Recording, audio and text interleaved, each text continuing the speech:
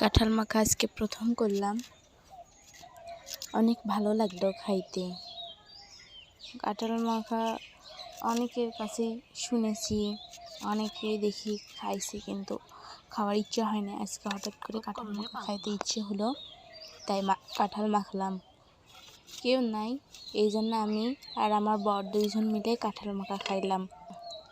অসাধারণ খাইতে, আপনারা ভাবতেও পারবেন না এত স্বাদ।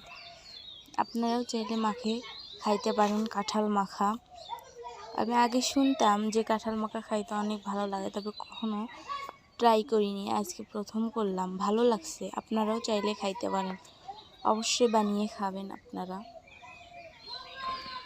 এখন দিয়ে দিব মরিচ, লবণ, হলুদ, তেঁতুল, এগুলো সব মিক্সড করে মাখিয়ে নিব।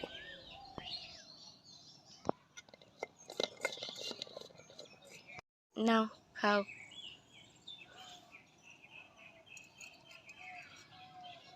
কাঁঠাল মাখা, কাঁঠালের মুসি মাখা কেমন লাগলো?